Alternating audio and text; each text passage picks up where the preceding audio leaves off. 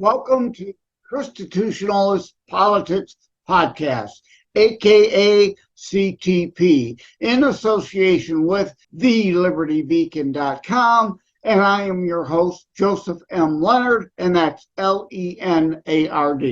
CTP is your no muss, no fuss, just me, you, and occasional guest type podcast. I really appreciate you tuning in. As Graham Norton would say, let's get on with the show.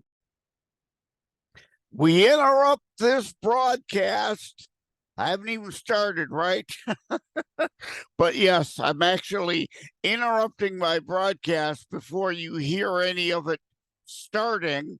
I'm actually recording this intro segment after recording the main segment that you'll be hearing next. But I need to interrupt and mention, as I've said before, you know, I'm not perfect. I make mistakes. And indeed, this episode, I make mistakes. But it's part of the show, as I said, raw, uncut, complete with blemishes. I could re-record, the whole thing, but I'm not going to do that. Again, raw, uncut, I make mistakes. It's part of my honesty with you, the audience. There's mistakes in the show. What is the mistake? Well, despite growing up, one of my favorite books, I was a sci-fi lover, well, still am. I read The Moon is a Harsh Mistress by Robert A. Heinlein. Now, some say it's pronounced Heinlein, like A-I-N, like rain, but it's spelled Heinlein. But in my notes for recording the show, I made a typo and I put a K in there. So through the main segment, you'll hear me mispronouncing his name as Heinlein. A K instead of an L in there. And again, I'm still not even sure if Heinlein is right or if it's Heinlein. So my apologies. And please check out the Heinlein or Heinlein, Heinlein society.org. That will be in the show notes. I am a fan of his, even though I got his name wrong. Again, I apologize. You may know him for being the author of Starship Troopers, which there was a big deal. I said Moon is a Harsh Mistress was one of my favorite books growing up. And frankly, I wish they would make that a movie. I don't know why they haven't. If I had any say, I would make that a movie. But my apologies up front for the mistakes you're going to hear in the main segment coming up now. And if you're looking on Bitchute, Brighteon, Rumble, YouTube, normally I give you the behind-the-scenes sneak peek video completely raw and uncut. There are some cuts. I did cut it up to cut it down a bit, knowing that I need to now record this intro to segue in, and let's get on with the show. Greetings, everyone. Welcome to Season 1, Episode 44, God and Guns Redo, or Part 2, if you will. Before I get into the show, for those of you looking on behind the scenes sneak peek on the Bitchute, Brighteon, Rumble, or YouTube channel, you see I'm wearing my Leonard, the man, the myth, the legend shirt. And yes, I wear that tongue in cheek. For the benefit of those reading the transcript, I am laughing out loud at myself. No, I don't think I'm all that. It's a joke shirt. It's for fun. Used to wear it quite often on Savage Unfiltered, which I'm co-hosting far less than I did, but still co-hosting Savage Unfiltered with Michael Gardner on occasion.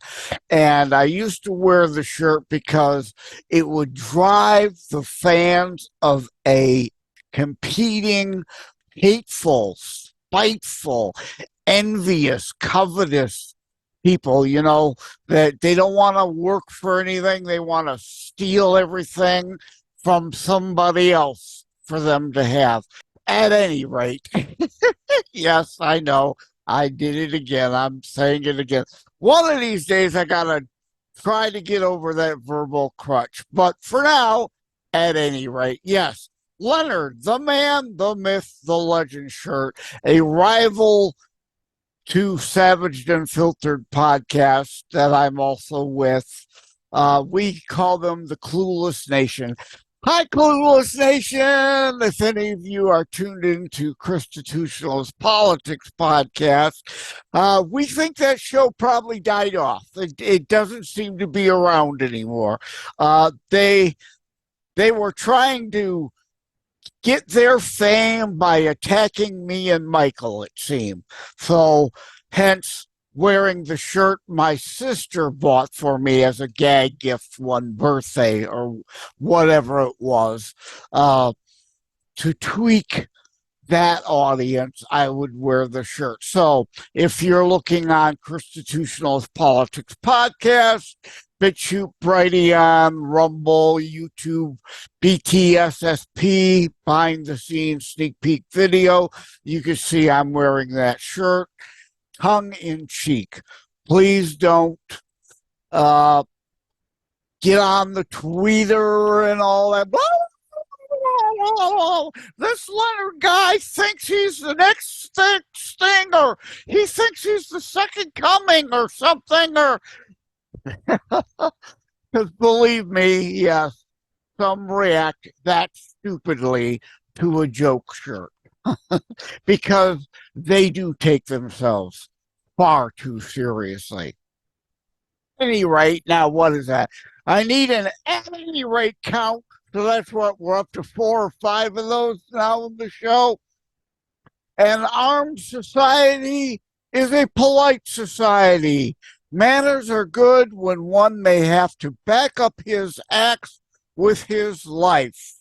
Robert A. Heinlein, as discussed on Trigger Talk Show, Saturdays, 11 Eastern time to noon, and then there's a part 2 or a continuance, non-contiguous, from 1300 1 p.m. Eastern time to 2 p.m. 1400 Eastern time, Saturdays.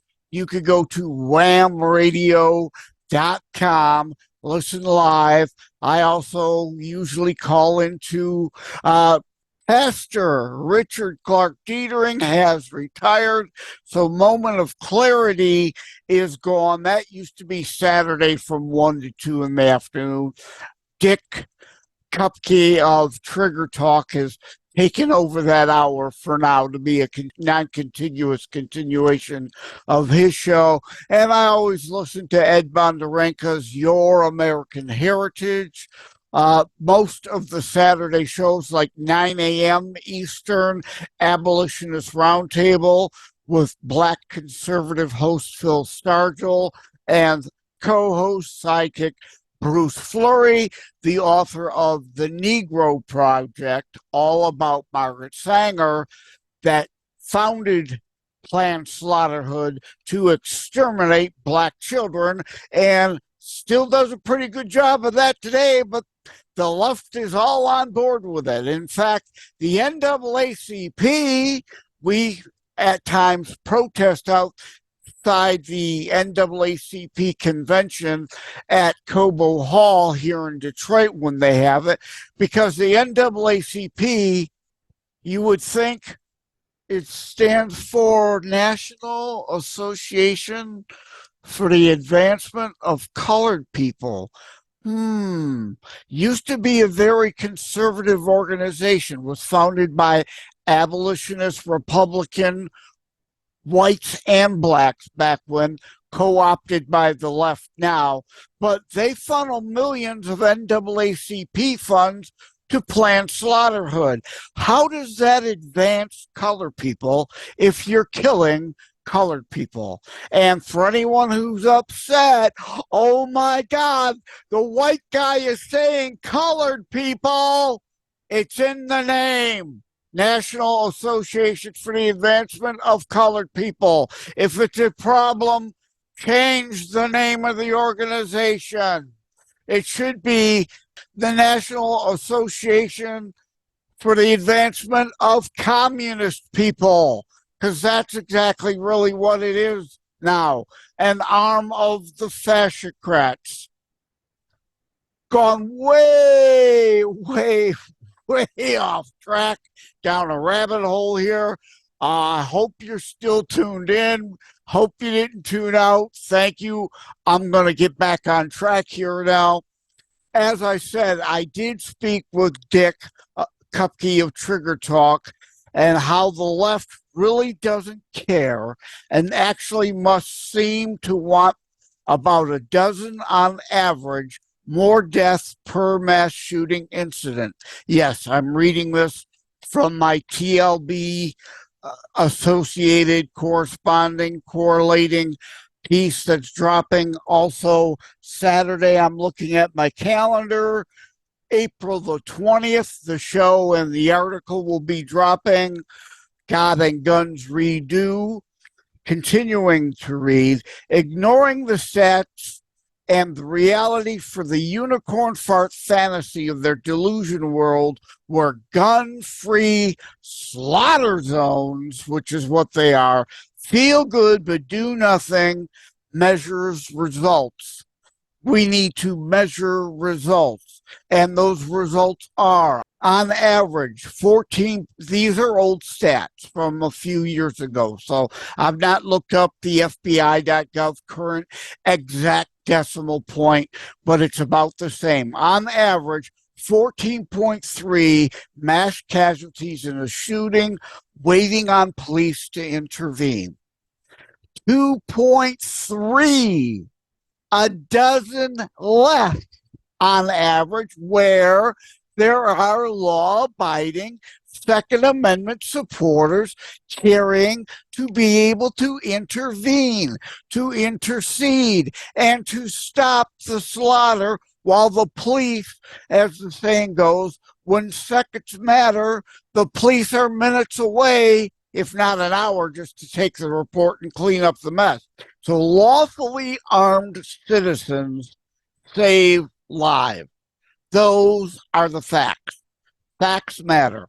Facts don't care about your feelings, as the saying goes. So, gun-free slaughter zones are just that. The criminals know they go to a gun-free zone because they know they will be able to kill more people before they're confronted by someone else with a gun to stop them. All this was discussed with Dick on Trigger Talk, as well as, of course, I'm going to repeat that quote at the top of the show. An armed society is a polite society. Manners are good when one may have to back up his acts with his life. Robert A. Heinlein. That is from a Heinlein sci-fi book. It doesn't matter. It is a valid statement. It is the reality. When everyone is armed, people are on their better manners. As also discussed on Trigger Talk in the past, it's not like the old spaghetti westerns on TV in the old West where everybody was strapping and there was a shootout every 5 seconds. That's not how it works, except for in the movies. Yeah, an occasional shootout at the OK Corral, 2 people engaging, 2 consenting adults settling their differences via a duel. Is that really a problem? I really don't get how that would really be a problem. if two people want to have a shootout against each other, not shooting innocent people. And as I just spoke with Cy Young in a special CTP midweek drop, where we talk about the need for more upbeat and positive entertainment. And that was one of the rabbit holes we went down, was thou shalt not murder is the real proper context, as is Matthew 7, condemn not lest ye be condemned, because there is a dozen other scriptures that tell you exactly to judge biblically on one standard. Biblically, not be a hypocrite. Hold yourself and others to the same biblical set of standards. The spaghetti western thing. Indeed, you walk into a saloon where everybody's armed. It is really stupid to draw on an innocent person, thou shalt not murder innocents, because a whole room of other people are going to draw down on you to stop you. Hence the Henkin quote. That's proper. An armed society is a polite society. That's why the criminals go to the gun-free slaughter zones, where they won't be confronted. This is simple stuff, just basic common sense, but yet some cannot get it, and it is biblical. The other thing, I'm going to flip through my pages so I get it right, because I know when I spoke with Cy and we were talking, thou shalt not murder innocents, it's different, thou shalt not kill, because in certain instances, killing is okay in the Bible. For example, the death penalty is biblical. And when talking to Cy, I goofed, I misquoted. I said, look at Genesis, Deuteronomy, and Leviticus. Well, it's Genesis, Numbers, and Leviticus. Genesis 9:6, the important one, whoso sheddeth man's blood, by man shall his blood be shed. The death penalty. It's in there. It's biblical. Killing innocent, unborn children, not biblical, as also is self-defense. Exodus 22:2. If a thief is caught breaking in at night, and of course, night here in that sense is metaphorical. If it happens during the day, in law we have today, and I'm sure Jesus would agree, it doesn't matter if it's day or night, and is struck a fatal blow, the intruder, the would-be robber, the would-be potential murderer or rapist of your family is struck a fatal blow, the defender is not guilty of bloodshed. Our American laws are based on biblical tenets, our Judeo-Christian ethos foundations. Whether you like it or not, atheists, that's how it is. That's the way it is. That's the way it should be. Because if someone breaks into your home, you don't know their intent. You can't be a mind reader. If you make it known your presence and they don't skedaddle, if you make it known I am armed in some way, I will defend myself, my family, and my property, and they still don't skedaddle, then it's safe to make the assumption. Why would you not make the assumption they are willing to kill for what they want, and you would be the killee to that killer, as well as potentially your spouse and your children?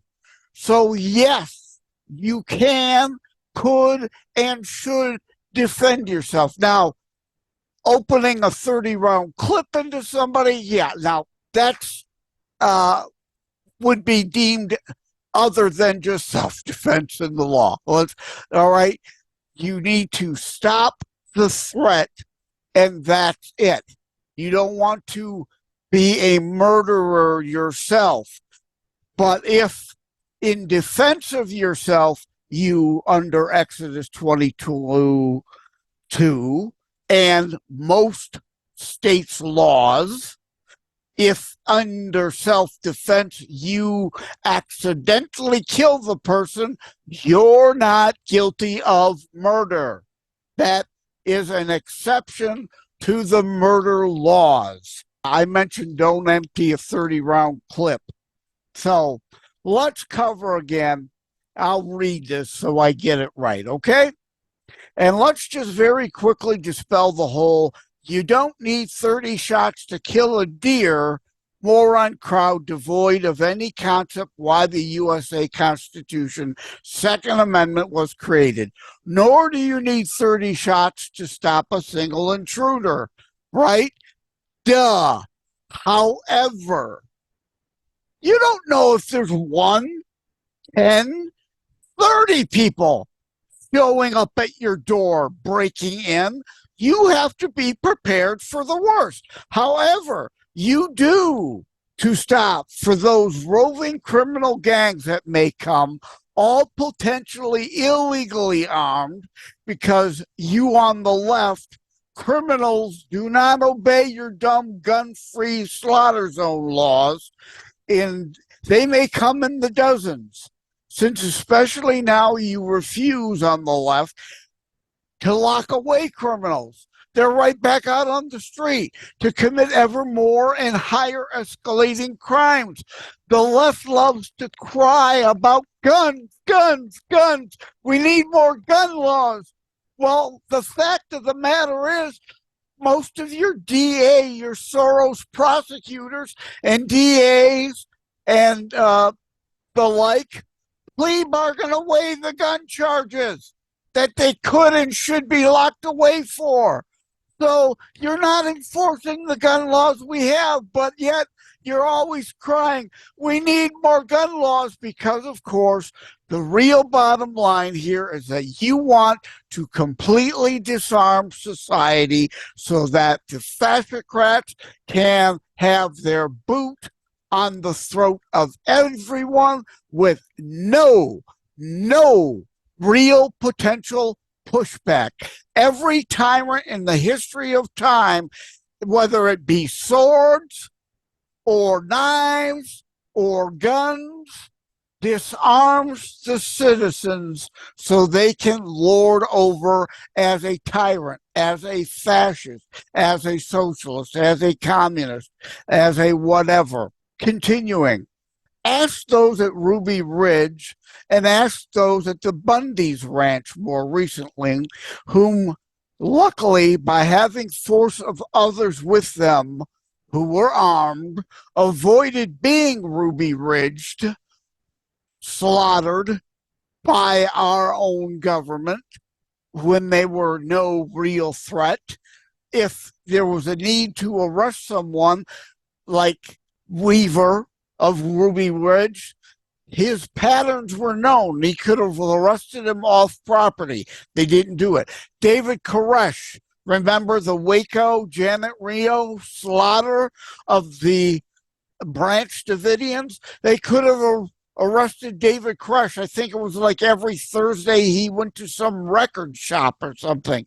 So there's no need for these armed SWAT raids on these compounds to arrest one person, if it's even a valid arrest, which a lot of the times it's not. At any rate. Oh, there's another one. Is that we up to 6 now? Since this is a part 2, there isn't really a huge need to go on and on and on. Please go over to thelibertybeacon.com and indeed check out the corresponding correlating God and Guns Redo piece over at thelibertybeacon.com. In there, you will find embedded my discussion with Cy Young about entertainment, but there's a bunch of rabbit holes we go down that are well worth your listening to, including the thou shalt not murder versus thou shalt not kill, as well as an embedded video of the original CTP. I forget what season 1, but I forget exactly off the top of my head. Let me look through my notes, actually. That'll be in my notes. So, cue the Jeopardy theme while I stall for time here. Here it is. Oops. Nope. I don't have it in there either yet. I've got to look it up what episode it is so that it'll be properly noted over on the Liberty Beacon. And also there's an embedded image that was in the original God and Guns piece. To wrap things up, Dick Kupke of Trigger Talk, whamradio.com. You could go there, listen live to any show any day of the week. I usually participate in the Saturday shows as a caller. And indeed, we covered this ground, which then made me think it was time to do a God and Guns redo. And especially if nothing else, to mention that quote. And its real bearing, whether it was a fictional quote, a quote from a fictional book or not, doesn't make it any less relevant to reality and today's world. So it was important in my mind that we did that. And again, if you're tuning in late, if you're seeing the behind the scenes video, Leonard, the man, the myth, the legend shirt, yes, it's tongue in cheek. Please, it's tongue in cheek. It's laughing at myself, poking fun at myself, because there are so many people that are so darn consumed with themselves. That's a whole other show we could do on hubris and pride. But that image, I can state, it's a meme. On one part of the image, it's got a woman crying. And the other contrast, or the other side of the coin, the other part of the image, it shows a woman pulling a gun from her purse, clearly armed. And the caption reads, Democrats want to make sure you have the right to have an abortion if you get raped. Republicans, conservatives, I dare say, ChristiTutionalists, I dare say, want to make sure you can have a gun to prevent the rape from happening. Wouldn't that be better? How about we stop the rapes?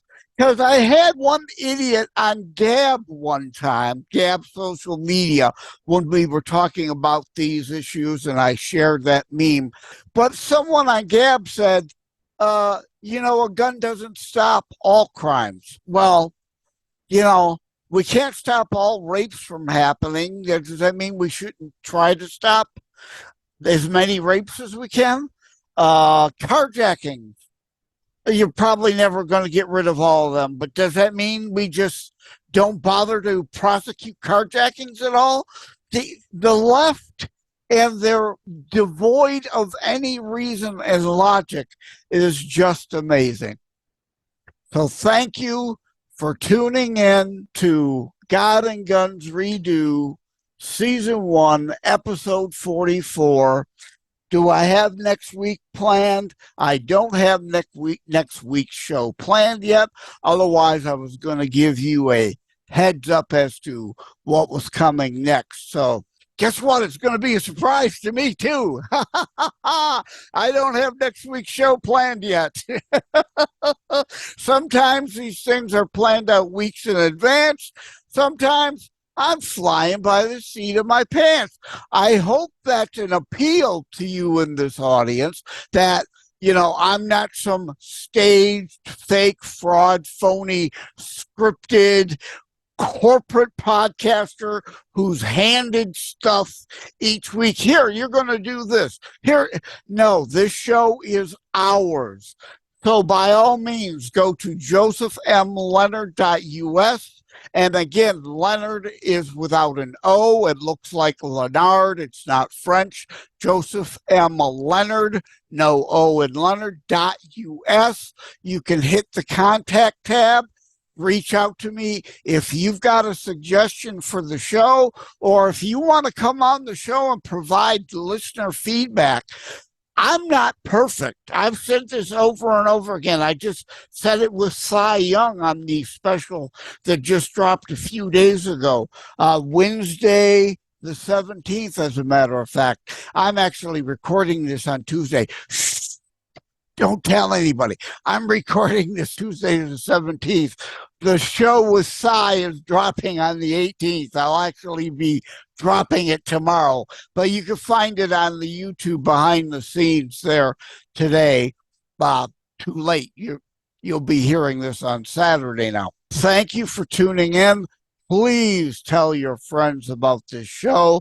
We need to create a ChristiTutionalist movement. 30 to 50 million supposed Christians aren't even registered to vote. You shall be known by your fruits. You've got to get off your butt and be involved. You've got to at least vote, and voting isn't enough. You need to be involved year-round to really know what's going on. If you're complaining about candidates in November, I know this is a completely different rabbit hole, but it's too late. You've got to be involved in the winter to get good candidates for the spring primaries, so we have better candidates in the fall to be able to vote for. That's enough rabbit holes, I should say, for one episode here. I've gone off track enough. Thank you all. Take care. God bless. Thank you for having tuned in for ChristiTutionalist Politics show. If you haven't already, please check out my primary internationally available book, Terror Strikes, coming soon to a city near you. Available anywhere books are sold. If you have locally run bookstores still near you, they can order it for you, or autographed copies are available online direct from me via terrorstrikes.info/shop. Be sure to check out more about today's discussion at thelibertybeacon.com, where my articles drop every Saturday. And let me remind, over time, the fancy high production items will come. But for now, for starters, it's just you as a very appreciated listener by me. All substance, no fluff, no fancy high production intro or inserts, at least yet, just straight to key discussion points. A show that looks at a variety of topics, mostly politics, through a Christian U.S. constitutionalist lens. So again, thank you from the bottom of my heart. Take care. God bless. Like and subscribe to ChristiTutionalist Politics podcast and share episodes. We need your help to grow the show. Just wanted to give a brief shout out and thank you to all the folks on iHeartRadio and Player FM for being two in the top 3 platforms that my show, ChristiTutionalist Politics, is most often listened to. So thank you all. Take care. God bless.